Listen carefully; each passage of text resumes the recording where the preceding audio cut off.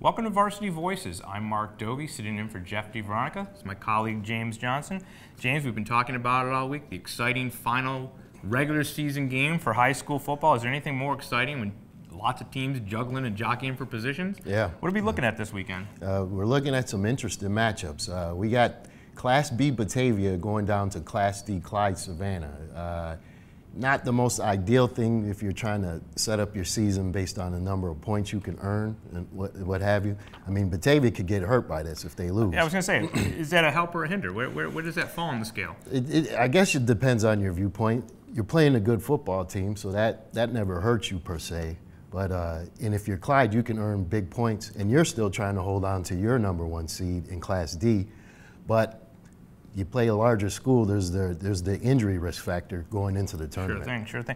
Let's take a look at what the Golden Eagles have to contend with this weekend then. Here we see the rather small defensive line for Batavia. But tell us about that. Yeah, it's an interesting mix. They said that the interior linemen, the defensive tackles, they're decent size. But in high school, you work with what you have. And they figured out the best thing for them in order to get pressure or get people into the backfield, use athletic defensive ends about the size of wide receivers. So, and as we just saw in that last clip as well, offensively they click. Certainly, we have Jerry Reinhardt at quarterback. Certainly a smooth passer, calm under pressure. Threw a game-winning touchdown versus UPrep in the late part of the game. To Ray Leach, that was obviously the play of the game. Yeah. And interestingly enough, these two teams could meet again in the first round, because if Batavia wins and University Prep wins, that's 1-8 right there, right? Correct. I mean, the people from both schools are still talking about that game. It was so exciting right out here at Rhino Stadium in downtown Rochester. I would expect another back-and-forth game if they meet up. But it's an interesting game if you're a #1 seed. And then looking forward, Batavia playing Clyde Savannah, going to Clyde Savannah, 7:30 Friday night, and they'll be interested. Batavia will be also in another game that's going on, which is Livonia-Hornell. Yes, two powers in the Livingston County League. Very interesting game.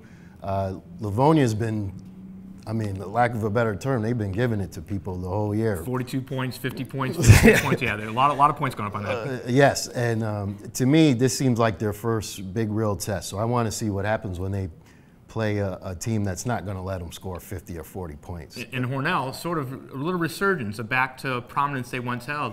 Two-time state champion, 2009, 2011, with another state performance in there in between. So this is a team that's used to being around to the big time at the end of the season. Oh, absolutely. And, this game could kind of mark a resurgence, or maybe kind of underline whether or not Hornell is back or not. Now, we can't forget the double A's. And we had a rare game on a Tuesday night. East High beat Leadership to put themselves back in a mix with like 3 or 4 other teams for one of those closing spots, that 8th spot. What are we looking at on that one? Yeah, it's getting pretty tight. Well, it is pretty tight in double A. A lot of it is basically positioning for seeding, but everyone's kind of looking at each other. Well, I don't really want to play them in the first round. So, they still have that incentive, even though they may actually be in.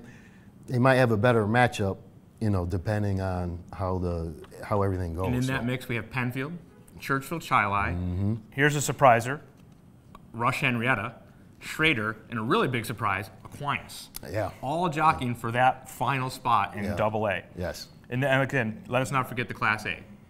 We do have some Class A teams, and there's a big game coming up. What's that? Class A has been pretty interesting. People think they can do damage if they can just get in. Well, Irondequoit and Greece Arcadia, they're fighting for the last spot, and they're playing each other, I should say. That game, 3 o'clock on Saturday at Irondequoit. Yeah. Winner wins, goes on. Loser goes home. Season ends until they play some crossover games. So a lot on the plate this weekend, a lot on the plate. Going to be an exciting weekend. I think so. Well, I'm Marc Dovi. This is James Johnson. This has been Varsity Voices, and you can catch all of this on DemocratChronicle.com.